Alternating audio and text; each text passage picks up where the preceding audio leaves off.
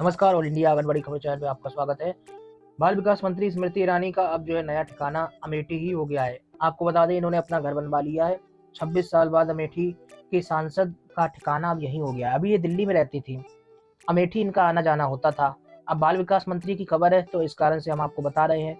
अमेठी में इन्होंने घर बनवा लिया है बाकायदा। अब इनका निवास स्थान भी यूपी का अमेठी ही हो गया है। इसका मतलब ये है, कुछ कामों के लिए भले ही दिल्ली जाए लेकिन रहेंगी अमेठी में ही।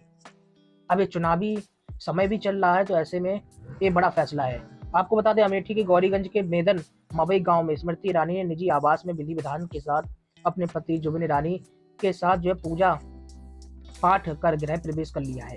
स्मृति ईरानी अमेठी में घर बनाकर कांग्रेस और राहुल को संदेश दे रही हैं कि वह अब यहीं टिककर रहेंगी।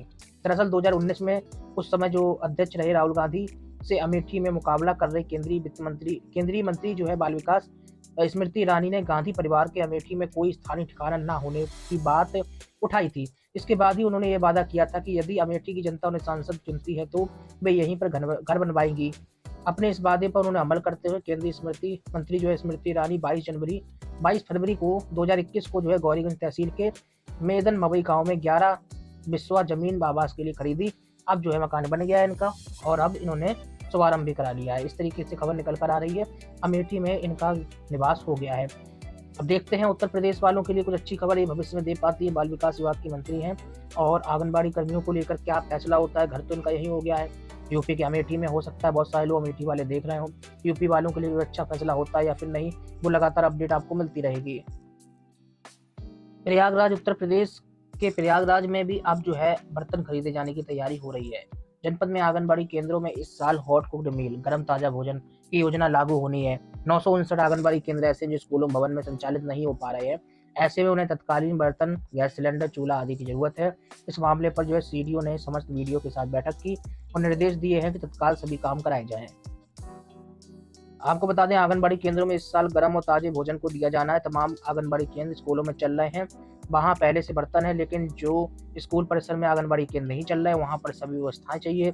ऐसे में आचार संहिता जल्दी लागू हो सकती है। इस वजह से यहाँ के सीडीओ ने निर्देश दिया है कि टेंडर जल्द कर लें।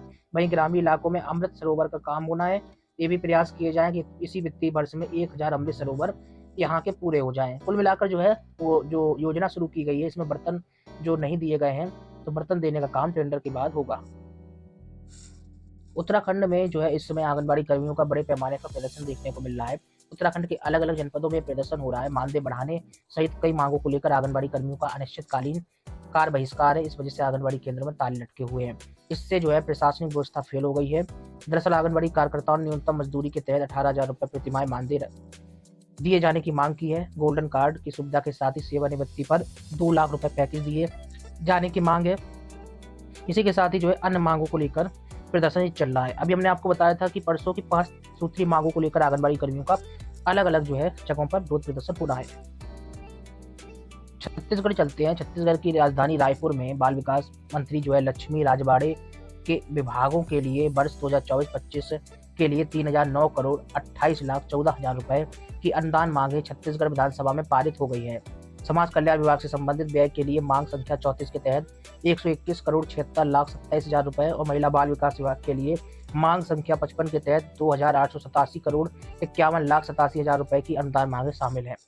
आपको बता दें, छत्तीसगढ़ की बाल विकास मंत्री राजवाड़े ने विभाग के लिए वित्तीय वर्ष 24-25 जो अभी आएगा 1 अप्रैल से शुरू होगा और इसके लिए कुल राशि 5,682 करोड़ 85,83,000 रुपए अनुदान मांगे।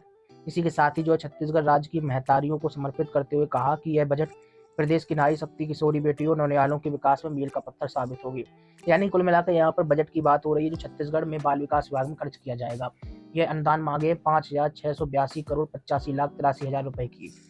आपको बता दें, इससे योजनाएं जो भी होंगी बजट के में आपको बता दें, योजनाओं के साथ ही मानदेय पैसा दिया जाएगा और इसी के साथ ही सभी पात्र महिलाओं को 1,000 रुपए प्रतिमाह यहाँ की सरकार दे रही है। महतारी बंधन योजना में लगभग 8,000 करोड़ रुपए का व्यय संभावित है। यानी कि छत्तीसगढ़ सरकार महतारी बंधन योजना चला रही। छत्तीसगढ़ में अभी कांग्रेस की सरकार पहले थी लेकिन अब भाजपा की आ गई है और इसी वजह से ये फैसला किया गया था, उसका पालन किया जा रहा है। बाल विकास मंत्री ने कहा है कि कामकाजी महिलाओं के बच्चों की देखभाल के लिए 1500 स्थानों पर पालना केंद्रों के लिए बजट में 20 करोड़ रुपए का प्रावधान किया गया है। और इसी के साथ ही जो है स्वास्थ्य और पोषण के लिए बजट में 82.80 करोड़ रुपए का प्रावधान किया गया है। कुपोषण को दूर करने के लिए बजट में 700 करोड़ का प्रावधान किया गया है और 1000 कन्याशालाओं महाविद्यालयों में सैनिटरी नैपकिन वेंडिंग मशीनों के लिए 13 करोड़ का प्रावधान हुआ है। ग्रामीण क्षेत्रों में आंगनबाड़ी भवनों के लिए 24 करोड़ रुपए और शहरी क्षेत्रों में 100 आंगनबाड़ी केंद्रों के लिए 12 करोड़ रुपए का प्रावधान और आंगनबाड़ी को नर्सरी स्कूलों की तरह विकसित करने के लिए 29 करोड़ रुपए का बजट प्रावधान किया गया है। तो इस तरीके से जो है बजट दिया गया है छत्तीसगढ़ राज्य सरकार में, जिसके बारे में जो है बाल विकास मंत्री ने जानकारी दी है। उन्होंने ये भी बताया है कि 2024-25 में मुख्यमंत्री कन्या विवाह योजना के लिए 7600 कन्याओं के विवाह का लक्ष्य रखा गया है और इसमें जो है 38 करोड़ रुपए खर्च किए जाएंगे। और भी जो है प्रधानमंत्री मातृ वंदना योजना के लिए 116 करोड़ 56 लाख, मिशन वात्सल्य के लिए 94 करोड़ 80 लाख रुपए का प्रावधान किया गया है। साथ ही जो है महिला सुरक्षा एवं संरक्षण के लिए 5 करोड़ 27 लाख रुपए का प्रावधान किया गया है। और भी अलग अलग जो है कार्यों के लिए बजट दिया गया है। और इसी के साथ ही जो है ये आप देख रहे हैं छत्तीसगढ़ महिला कोष द्वारा स्वयं सहायता समूह को ऋण योजना के लिए 25 करोड़ 20 लाख रुपए प्रावधान किया गया है। तो मंत्री राजवाड़े ने इस तरीके का बयान दिया है और कहा है कि इस जो 24-25 वित्तीय वर्ष शुरू होना है, इसमें जो है कितना पैसा कहाँ खर्च किया जाएगा उसके बारे में अवगत कराया है। अम्ब्रेला योजना में भी जो है पैसा खर्च किया जाएगा, जो भी अम्ब्रेला योजना के तहत चल रही है। इसी के साथ ही जो है आपको बता दें, मंत्री का कहना है कि दिव्यांग व्यक्तियों को PRRC सेंटर के माध्यम से अत्याधुनिक कृत्रिम रंग और सहायक उपकरण भी प्रदान किए जाएंगे। इसके लिए 1 करोड़ 59,72,000 रुपए का प्रावधान किया गया है। देखिए, उत्तर प्रदेश में जो अभी हॉट कुक योजना को लेकर अलग अलग जनपदों में जो है बैठकें जारी हैं।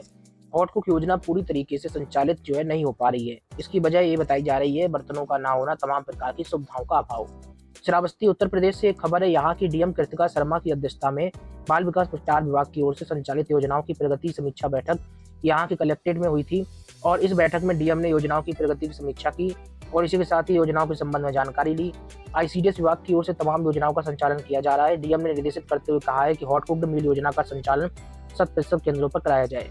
वही समस्या केंद्रों पर पड़ रही है जो आंगनबाड़ी केंद्र प्री प्राइमरी यानी कि जो आंगनबाड़ी केंद्र प्राइमरी स्कूलों के भवनों में चल रहे हैं, वहाँ पर कोई दिक्कत नहीं है क्योंकि पहले से ही जो है मिड डे मील योजना चलती है।